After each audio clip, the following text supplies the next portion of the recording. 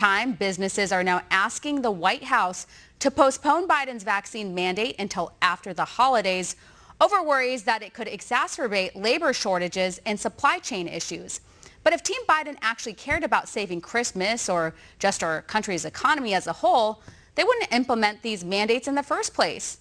Join me now, co-founder and chief strategist at GDP Advisors, Seth Denson. Seth, thank you so much for joining me. So Seth, they're worried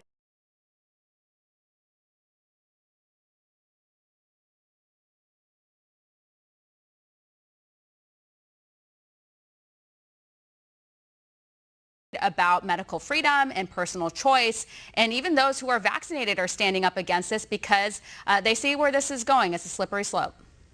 Yeah, I was talking to an unvaccinated worker recently who was saying that they would quit their job, which is a very lucrative job, if their very large employer was going to put the mandate in, which they are going to do for most of the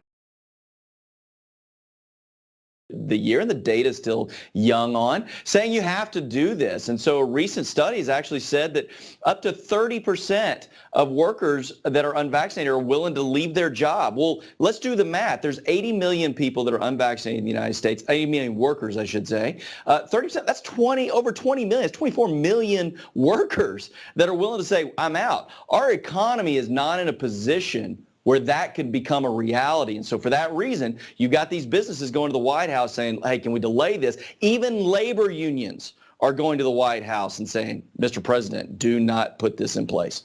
Well, it is fascinating to see businesses ask the White House for this delay.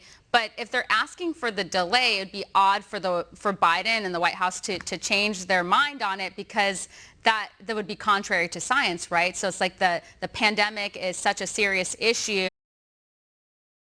In close proximity, I know one specific drugstore chain that shall remain nameless, but like they're requiring the vaccines for their corporate employees, but not for their store employees. And there's a loophole there, and you're sitting there going, wait a minute, what's the science to back that up? I mean, I would think that the people on the front lines in these stores would be much more likely to be exposed. And so, listen, I don't know that science ever came into this, maybe political science.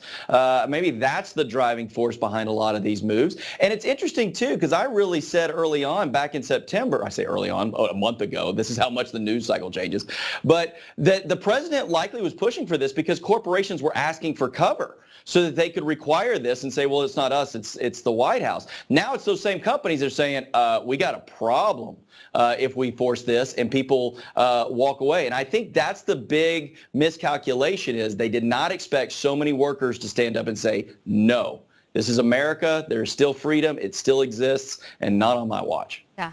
And again, I don't think that Biden should have issued these vaccine mandates in the first place, but it would be odd if they paused it just for the holiday season, just to make everyone happy, and then like right after, like, oh, actually, we're going to need to do these vaccine mandates. I just don't think they should be doing them at all. And still, the OSHA rules haven't been released yet, so the businesses that are getting ahead of it, I've argued that they're setting themselves up for lawsuits.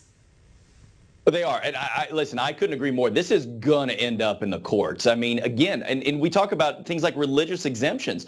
They're now allowing employers to make decisions on religious, something you should do, and it goes against religion. The Constitution protects you. And I think that at the end of the day, this will end up in the courts, and the courts are going to say, time out. This is unconstitutional. It can't happen. But until then, yeah, and that's the problem. A lot of businesses are trying to figure out, what do we do here? What's the timeline to do it? When do we need to comply, and how do we comply? Yeah, and we've seen some businesses walk it back, including over at the airlines with Southwest. Originally, they were going to follow the rules, Biden's vaccine mandates, and then all of a sudden, they're like, oh, actually, we're going to at least consider people's religious and health exemptions. So they were probably pretty worried about the potential lawsuits that they could be facing. Well, Seth, we're going to leave it here. And the economics. And the economics, right? At the end of the day, they care about their shareholder and their dollar. And if all those employees were walking out, we had a couple weeks ago that happened at Southwest. And I think they'll take their chances over COVID over that again. Yeah, before they made that decision, that's for sure. Well, Seth, we're going to leave it here. Thank you so much. Thanks, Steph.